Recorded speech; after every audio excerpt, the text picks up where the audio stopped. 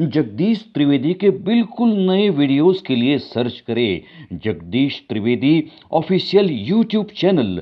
Search करें, like करें, forward करें और हाँ, सब्सक्राइब करना ना भूलें। Jagdish Trivedi official channel. નમસ્કાર. બુધવારનો બોધ. આ વિડીયો સાંભળતા તમામ મુરબ્બીઓ, માતાઓ, ભાઈઓ, બહેનો અને પુલકાઓને આપના મિત્ર જગદીશ ત્રિવેદીના સહર્ષ નમસ્કાર.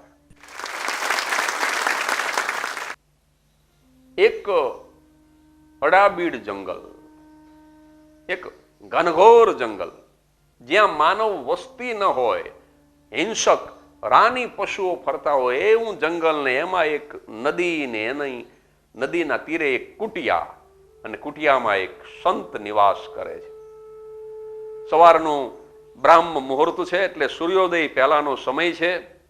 સંત પોતાનું નિત્ય કર્મ પતાવીને નદીના કિનારે સ્નાન શૌચ પતાવી અને ધીરે ધીરે એ પોતાની કુટિયા તરફ જતા હોય છે, બિફોર સનરાઈઝ, સૂર્યોદય પહેલા.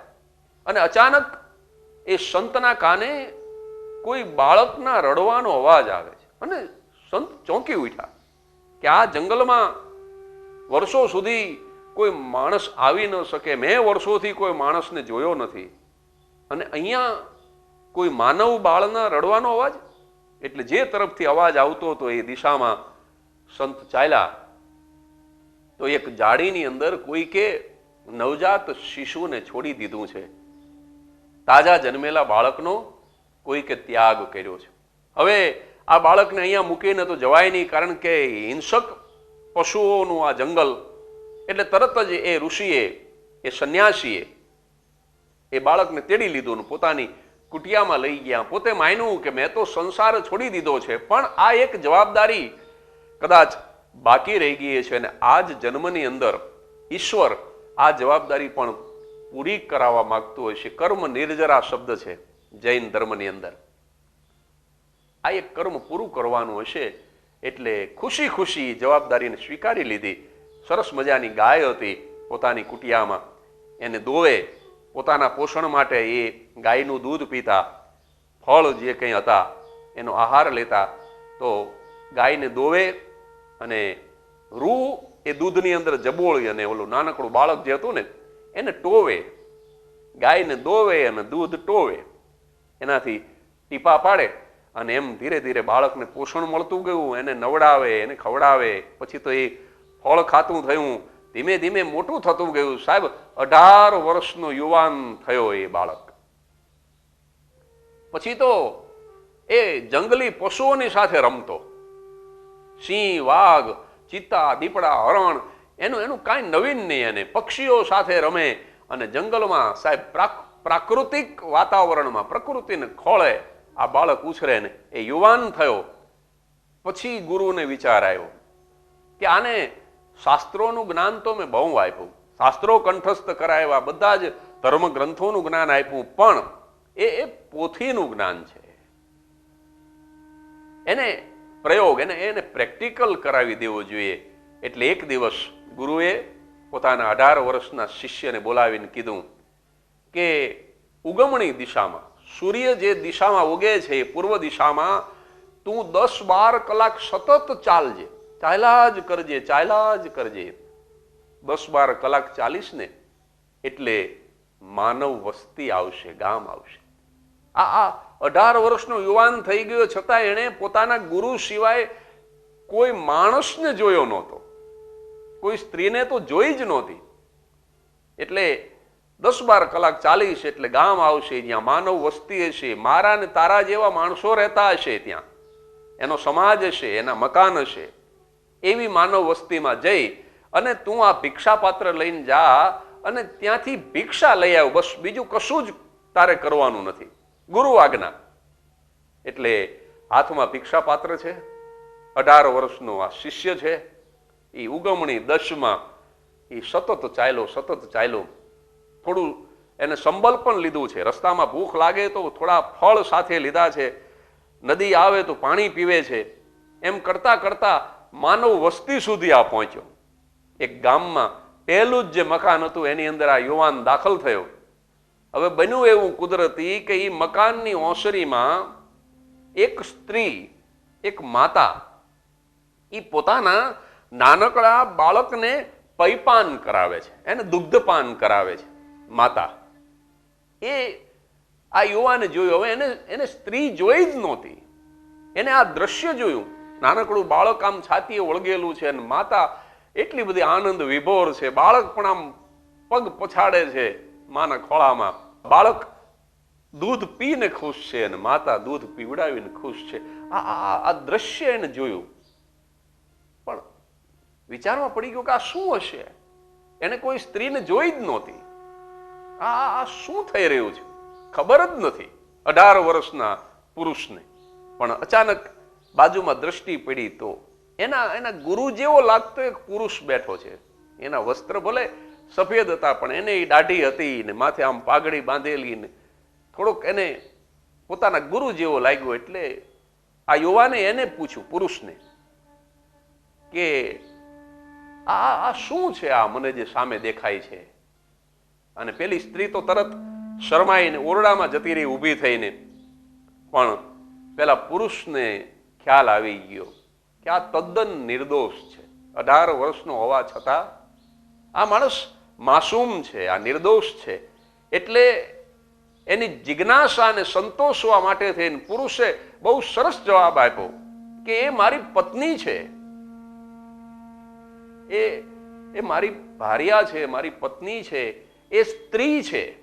અને સ્ત્રી છે ને એ બાળકને જન્મ આપે, પણ બાળક જ્યારે જન્મે ત્યારે બહુ નાનકડું બચ્ચું હોય, એના મોઢામાં દાંત ન હોય, એ બહારનો ખોરાક ન લઈ શકે, એ અનાજ ન ખાઈ શકે, એ ફળ ન ખાઈ શકે. એટલા માટે ઉપરવાળાએ, ઈશ્વરે એવી વ્યવસ્થા કરી છે કે એની માતાની છાતીની અંદરથી એને દૂધ મળ્યા કરે, એને પોષણ મળ્યા કરે. અને આ માત્ર માણસ જાત માટે જ નથી, પશુ અને જે કોઈ માદાઓ છે એ તમામ માદાની છાતીની અંદર ઉપરવાળાએ એવી વ્યવસ્થા કરી છે કે જ્યારે એ માતા બને, બચ્ચાને જન્મ આપે, ત્યારે એ બચ્ચા નાનપણની અંદર આ રીતે માતા પાસેથી જ પોષણ મેળવી લે, એ મોટા થઈ જાય. અને આમ જ્યાં એ પુરુષે એને સમજાયું અને 18 વર્ષના શિષ્યને જે વિચાર આવ્યો એ બહુ અગત્યનો છે. એને એટલો જ વિચાર આવ્યો કે નાનકડું બાળક, તાજું જન્મેલું બાળક, જે કાંઈ બોલી નથી શકતું, એને ભૂખ લાગે તો એ કહી ન શકે કે મને ભૂખ લાગી છે, એવા બાળકની ચિંતા કરી અને જો ઉપરવાળો એના માટે વ્યવસ્થા કરતો હોય તો હાથમાં ભિક્ષા પાત્ર લઈ અને 12 કલાક સુધી હાલી અને અહીં સુધી ધક્કો ખાવાની મારે જરૂર નથી. સાહેબ, ભિક્ષા પાત્રનો ઘા કર્યો. કારણ કે ભરોસો હોવો જોઈએ કે જે નાનકડા બાળકને આ રીતે માની છાતીમાંથી જો પોષણ આપી શકે તો એ અડાબીડ અરણ્યની અંદર એ મને પોષણ આપી શકે. પોતાના શિષ્યનો ભગવાન ઉપરનો ભરોસો દ્રઢ થાય એટલા માટે થઈને ગુરુએ એને મોકલો તો કર નેકી કરશે, ડર પર ધન સે, પાક નજર સે, ધર પ્રીતિ જપનામ जिगर से, बाली उमर से, जसले जग से, मन जीती गंभीर सागर से, रहे सबर से, मिले उधर से, परवाना चित चेत छयाना, फिर नहीं आना जग में आखिर मर जाना. મરવાનું તો છે જ, પણ એમાં સમજી લેવા જેવી વાત એ છે કે તું ही नाम तारण सबे काज सारण, धरो उनका धारण वो निवारण करेगा, કે નથા દાંત વાકો દિયા દૂધ માકો. જેના મોઢામાં દાંત નહોતા એને માનું દૂધ આપવા વાળો બેઠો છે. સાહેબ, તું ही नाम तारण सबे काज सारण, धरो उनका धारण वो निवारण करेगा, नथा दांत वाको दिया दूध माको, खबर है खुदा को सबर जो धरेगा, तेरा ढूंढ सीना मिटे दिल का कीना, जिने पेट दीना वो आपे भरेगा. તું શું કામ ચિંતા કરે? જેને દાંત આપ્યા છે ને એ ચાવવાનું આપી રે. સાહેબ, जिने पेट दीना वो आपे भरेगा, मुरादम कहे मुकद्दर के अंदर, जिने ताक मारा वो नटारा टरेगा, मुरादम કહે મુકદ્દર કે અંદર. સાહેબ, ભિક્ષા પાત્રનો ઘા કરીને શિષ્ય પાછો આવતો રહ્યો અને કુટિયામાં આવીને ગુરુને કીધું કે આવડા નાનકડા બાળકની વ્યવસ્થા કરે છે ને એ મને ને તમને જંગલમાં આપી રહેશે, અને તમારી આવડી મોટી ઉંમર થઈ અને છતાંય તમારે વસ્તીમાં નથી જવું પડ્યું, તો મારે વસ્તીમાં જવાની જરૂર નથી. અને આ બાળકના પ્રસંગ ઉપરથી એક નાનકડો પ્રસંગ બીજો મને યાદ આવે છે. એક વખત આવા જ એક જંગલની અંદર આવા જ કોઈ સંન્યાસી રહેતા હતા. જંગલ બહુ માનવ વસ્તીથી દૂર નહીં હોય, એની કુટિયા.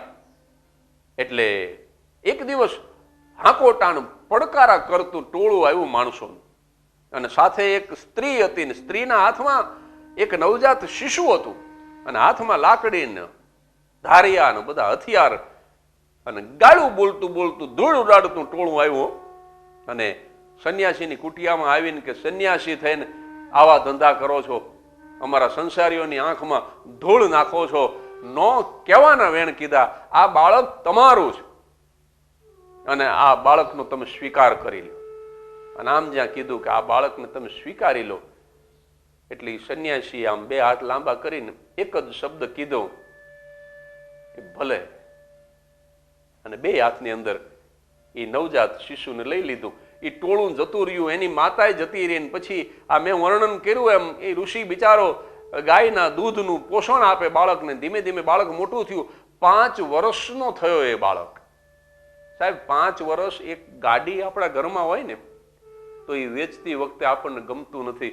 5 વર્ષ સુધી એક ટીવી આપણે જોયું હોય ને તો એ ટીવી વેચવું ગમતું નથી. 5 વર્ષ સુધી નિર્જીવ વસ્તુ આપણી સાથે રહી હોય ને એની પણ મને તમને માયા લાગે છે. કૂતરું પાળેલું હોય ને 5 વર્ષ પછી જો એ ગુજરી જાય ને તો માણસો રડે છે. તો આ તો માનવ બાળ હતું, 5 વર્ષનું કર્યું. અને એક દિવસ ઈ જ ટોળું પાછું હાંકોટાનું પડકારા કરતું આવ્યું, અને આવીને બે હાથ જોડીને ઊભું રહ્યું.